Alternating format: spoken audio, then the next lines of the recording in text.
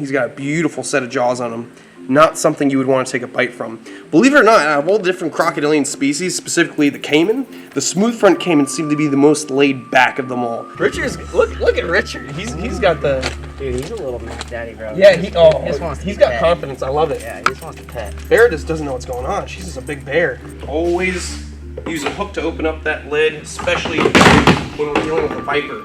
Because these snakes will crawl right up to the top, and if your hand's in place with those heat-seeking... Whoa! With those heat-seeking pits, you gotta be real careful.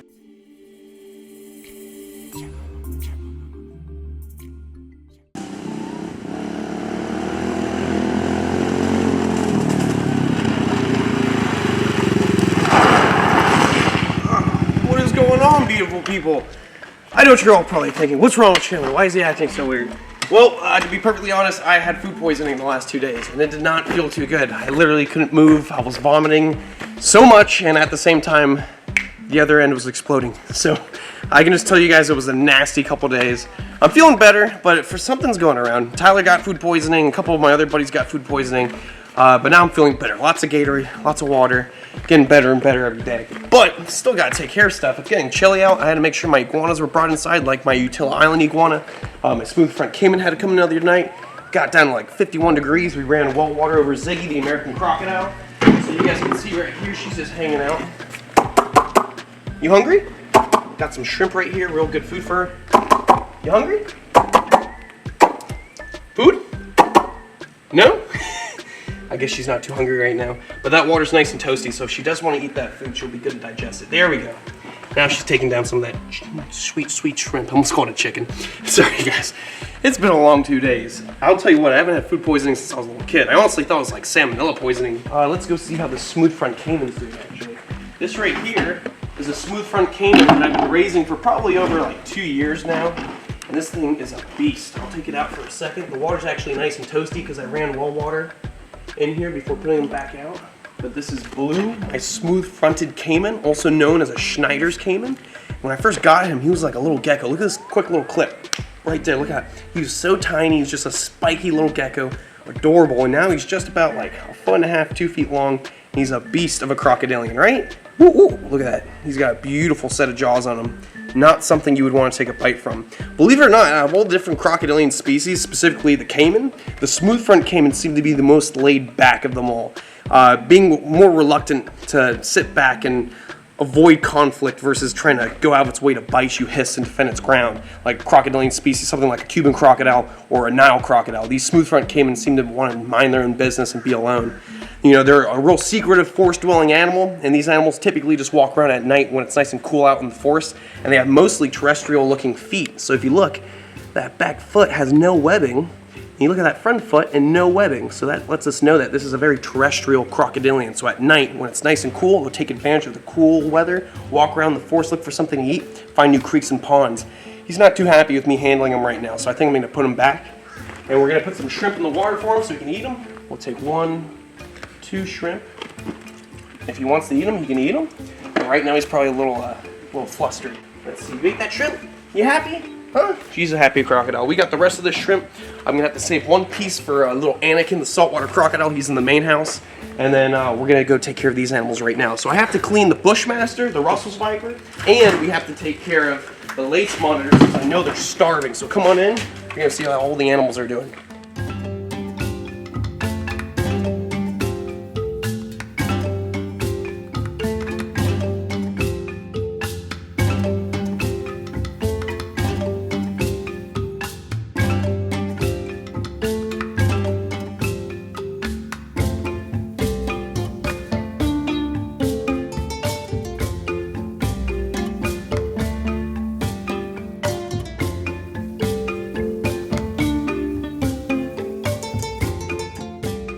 Alright, so we're here with the Bushmaster.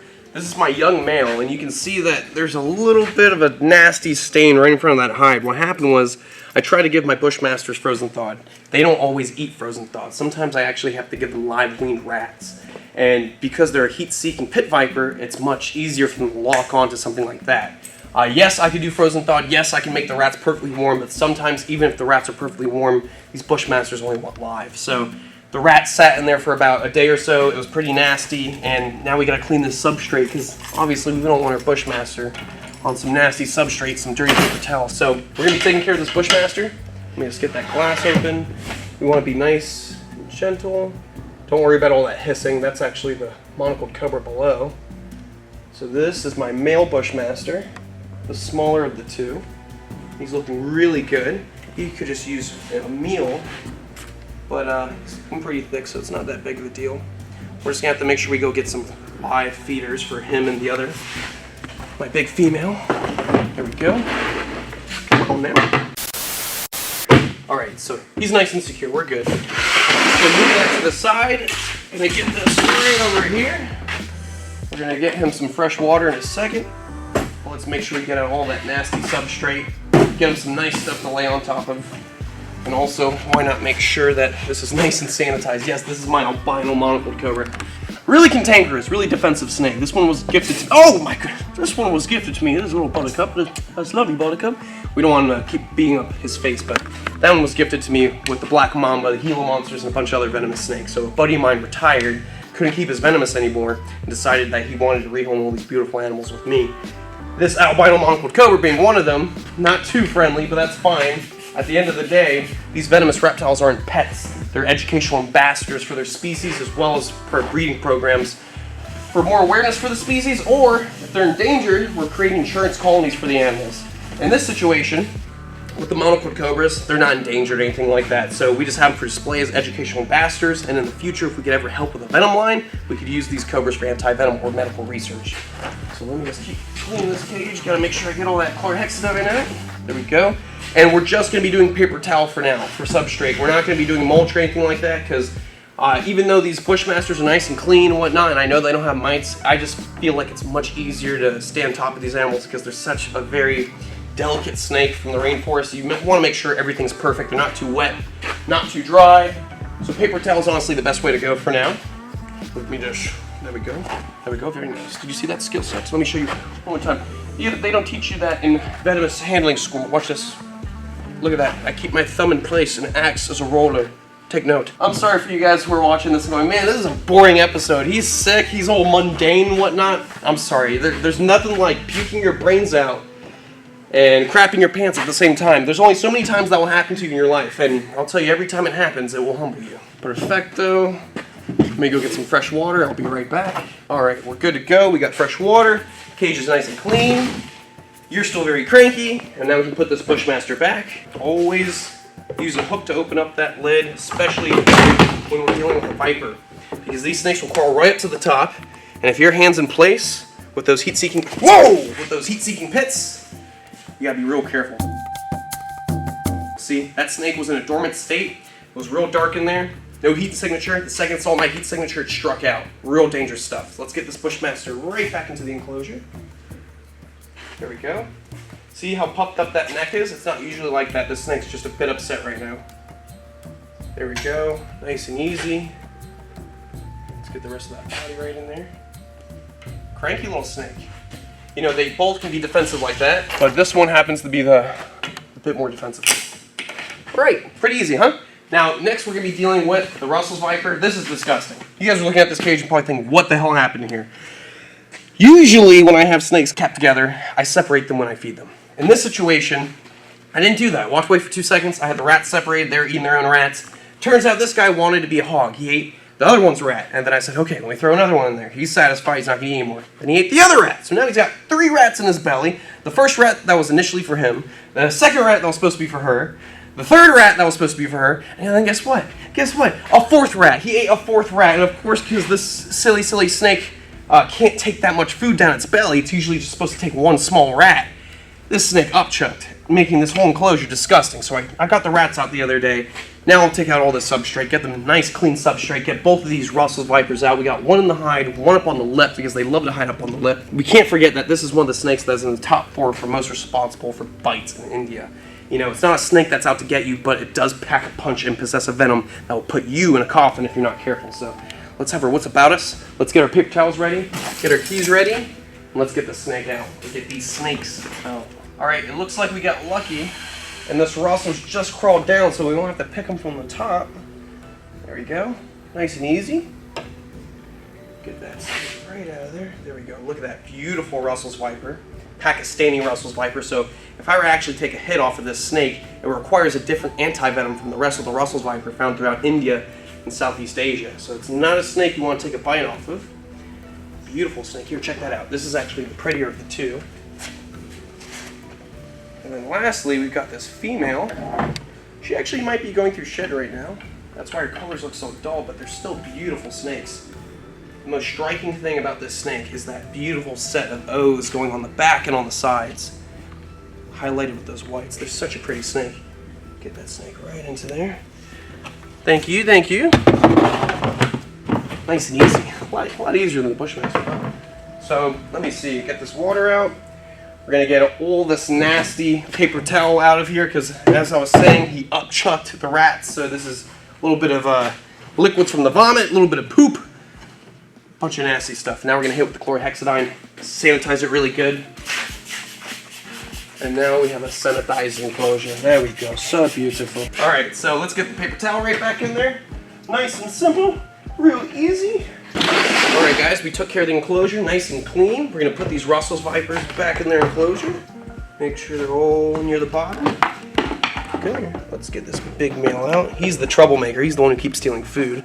But, you know, that's a lesson to learn. Now we know that we must separate these two snakes because they are not good at sharing space while eating. All right, guys, we got the female right here. We're going to stick her right back in the enclosure with her male. Nice and easy. We'll close this up. All right, so now that that's all done, let's move on to some less dangerous things to deal with right now. Let's go feed the lace monitors. We got some food ready, some shrimp, some prawns, yabbies. What's another word for shrimp? Camarón. Camarón. Let's go do this. All right, guys, we're gonna be feeding the lace monitors. I got Jack and Lacey right here. My beautiful Australian lizards. You guys ready? Want some food? It's time to give them some shrimp, some prawns. What was the other one? Camarón. Camarons. Want some camarons? Come on. Oh, come on. Some exercise. Come on. You can do it. There we go. Ready? Some shrimp. Ooh, good job. That's a good looking lizard. Let's get Lacey to grab some shrimp too. Come on, Lacey. Come on, Lacey. Here, you stay there so he doesn't steal your food. We'll get you a piece. Oh. We got shrimp right for you in the nick of time. He's so crazy. You gotta watch out with him. Even though he's a good boy, and he knows not to bite, and he gets a little food aggressive or he gets a little too cheeky for food, he'll steal it from his sister, or he'll even bite one of your fingers mistaking them for food. He's a smart guy, but sometimes he's just a little too excited, huh? Come on and get some shrimp. I'm gonna take care of you, buddy. Come on. There you go, good boy. Good boy, some prawns. You take it from the bowl, and you can have this one. Good job. So these guys are found on the most southern part of Eastern Australia, making them the most cold-tolerant monitor lizards out there. And because of this, it's easier for them to thrive in outdoor enclosures here in Florida. Now, they're not completely cold-tolerant. If it gets too cold, they will freeze up and they'll die. But out of all the monitor lizards, they seem to be the most cold-tolerant out there. And these guys are actually the second largest lizard in Australia. The first being the Parenti, supposed to get 7 to 8 feet long, and the lace monitor being the second biggest, getting upwards of 6.5 feet long. That is a monster monitor lizard. Isn't that cool? I love these guys so much. They really mean a lot to me. They are when those claws hurt. They're like fish hooks. They are my second favorite lizard on the planet. And the Parenti being the biggest lizard in Australia, that's actually my favorite lizard on the planet, my favorite monitor lizard on the planet. A lot of people love the Komodo dragons, the croc monitors. I love them too, but man, lace monitors and Parentis, very close to my heart. They're beautiful, iconic animals. They're just very unique too. What are you doing? I'm gonna put you back in your enclosure. Come here. Come here, big boy. Right back in there. You can go back to basking. How are you? Are you okay? All right, they're good to go. I'm gonna take a break. I'm gonna drink some electrolytes, try to relax, and then a little bit Tyler's gonna be showing up, bring his new little wiener dog, cute little schnitzel. What's another word for schnitzel? Salchicha. Salchicha. He's a little salchicha. Put a little photo of that salchicha. Salchicha. Oh, salchicha. Oh, salchicha. Hi. Salchicha. Wait. Tranquila. Do the next scene.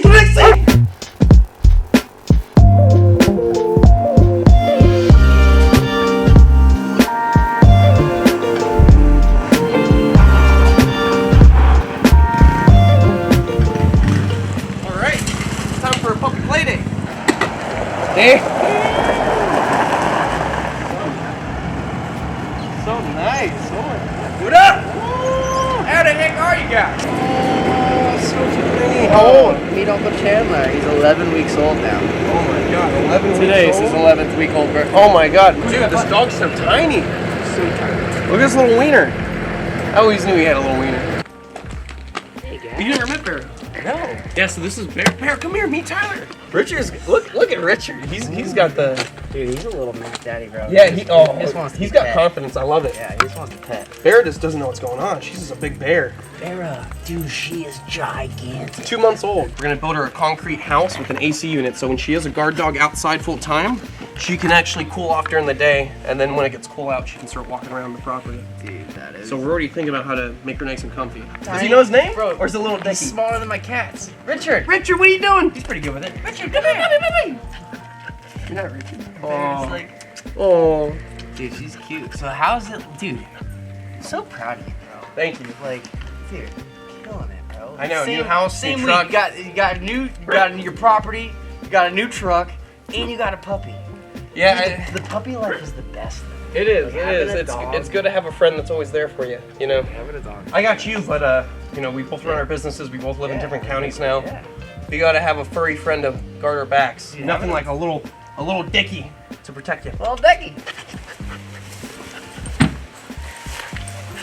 What are you guys doing, teacher? What are you guys doing, teacher? Oh, Richard just wants to play. Beara doesn't know what to do. Beara, look. That's your new buddy. That's your new buddy. Huh? This guy gets kisses too. This guy gets kisses too. Oh, she's just like, what? What is this creature?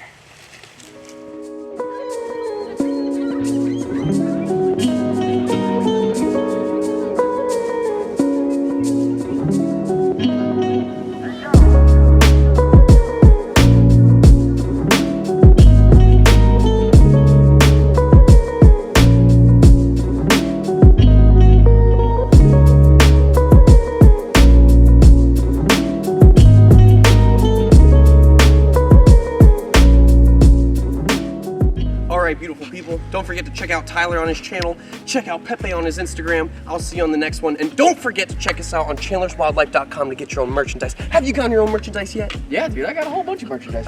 Did you get that I got Speedo? Did you hoodies. get that sample of the Speedo that I'm trying out? No, but I got the little man thong. It's perfect. Okay, CWL all day, baby. Anyways, check us out on Patreon. Patreon exclusive content, stuff you're not gonna see anywhere else out there on the internet. I'll see you guys on the next one. Stay beautiful, I got an stay OnlyFans, safe. not a Patreon. You have an OnlyFans? Yeah, OnlyFans. Fans only. You know that store sells like the fans and stuff. Already subscribed to us. I just don't want to make it weird, just play it cool. Anyways, beautiful people, I'll see you on the next one. Stay beautiful, stay safe, and most of all, follow your dreams, stay passionate, and stay gangster. Bye. She's so cute. Bye from Richard.